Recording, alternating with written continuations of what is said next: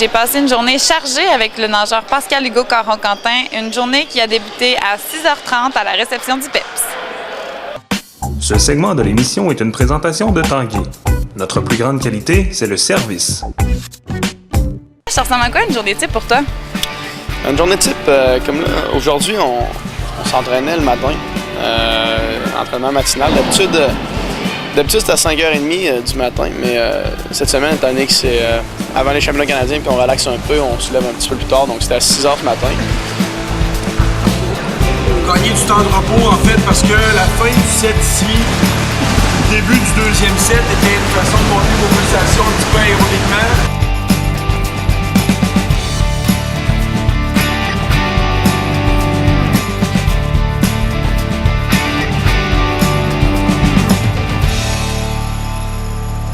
Ensuite, je vais à l'école, pas tous les jours, mais 4 jours par semaine.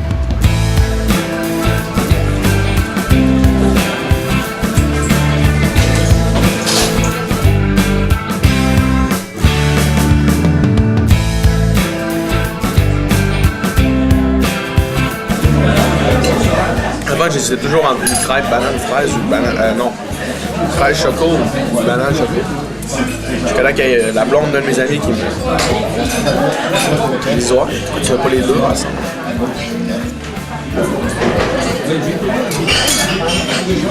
Dans un moment de Yoda, je suis sûr de faire ça à l'avenir. Si on a le temps, mon examen finit un petit peu plus tôt que prévu, fait qu'on s'en va. Ça va avoir mon neveu qui est en fait mon filleul, les gars. C'est toi qui as fait ça l'enfant?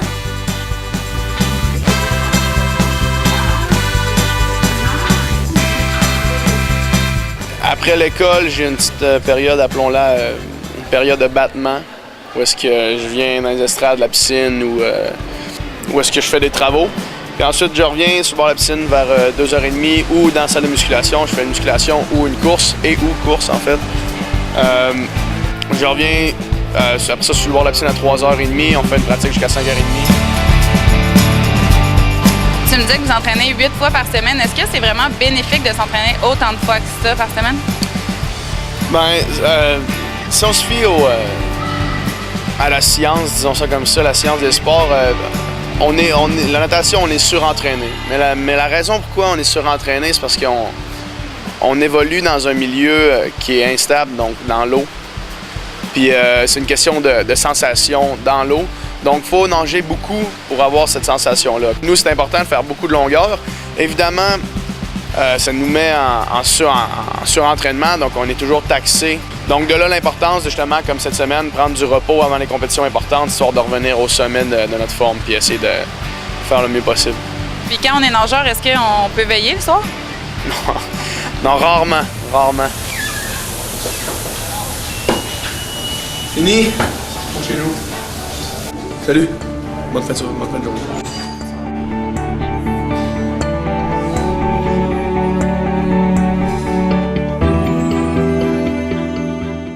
Cette portion de l'émission était une présentation de Tanguay. Notre plus grande qualité, c'est le service. Le samedi 18 février dernier avait lieu le championnat provincial de badminton et avant ce championnat, les filles se classaient 2e par équipe et les garçons se classaient 1er. Ce segment de l'émission est une présentation de Coop Zone. Plus de 35 000 produits dans 10 succursales.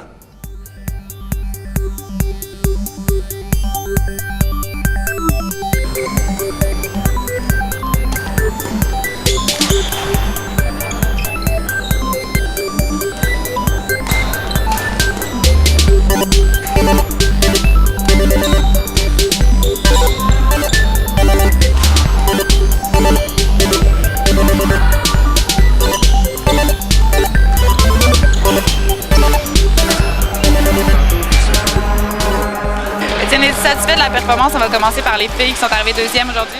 Oui, je suis extrêmement satisfait parce que toute l'année, quand on a commencé notre année, là, on était un petit peu loin des Carabins. On perdait 5-0, 4-1. Puis là, cet après-midi, là, on a vraiment bien fait. On s'est rapprochés. Toutes les parties ont été serrées, ce qui est une chose vraiment excellente. Puis comme les Carabins ont une excellente équipe, une équipe toute étoile, c'est sûr que de gagner, c'était difficile, mais de passer proche comme ça, pour nous, c'est comme si on avait gagné. Puis je pense que les filles sont vraiment satisfaites de toute leur journée et de toute leur partie.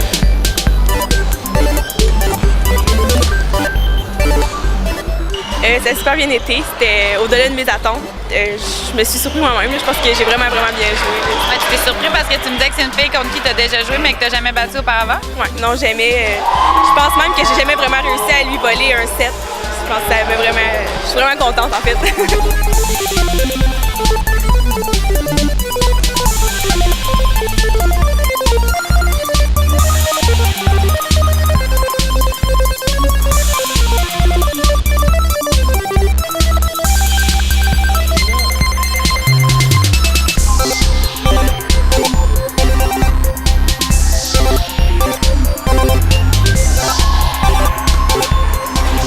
Vous l'avez remporté, mais 3-2, c'est serré aussi.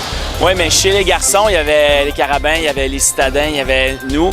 Puis c'était sûr que ce serait serré, peu importe qui allait jouer la finale, peu importe quel serait l'adversaire. C'est 3 bonnes équipes avec des forces un peu différentes. Puis comment ça allait s'agencer, c'était ça qui allait... Mais finalement, je suis vraiment content parce que le double masculin, toute la saison, c'était une force de l'UQAM. Puis on a bien travaillé, on a fait des bons ajustements. Puis les gars, ils sont vraiment bien sortis là, avec une performance que je qualifierais là, de proche de leur meilleur de l'année. C'est vraiment très bon.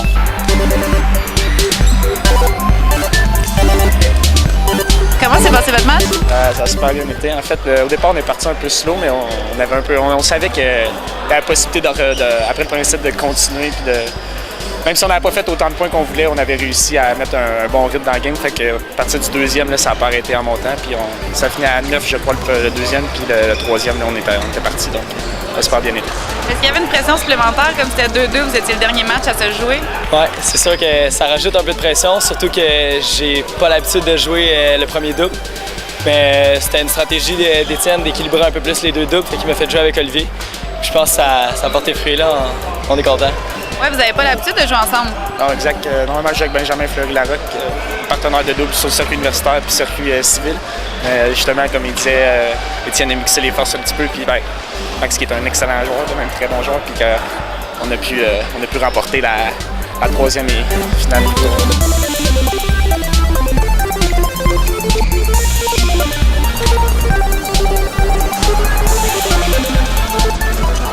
Oui, bien en fait, qu'est-ce qu'on voulait, c'est équilibrer les forces un peu.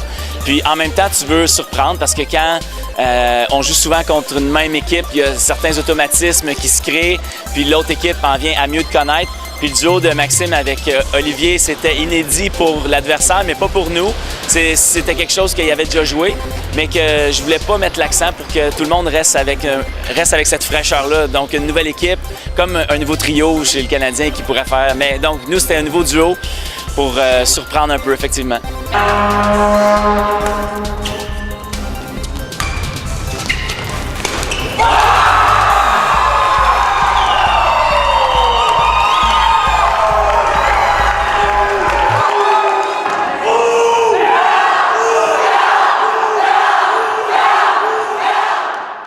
Cette partie de l'émission était une présentation de Coop Zone.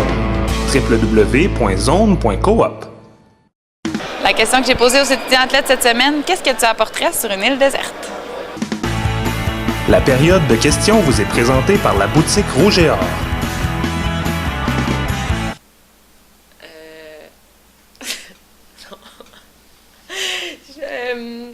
Ça serait mon iPod.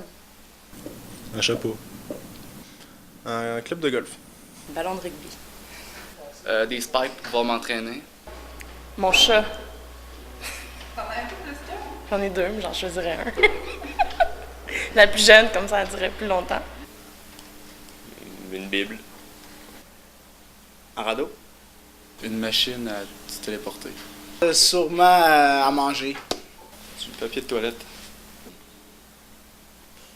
À manger. Ta nourriture. Pas aller ski.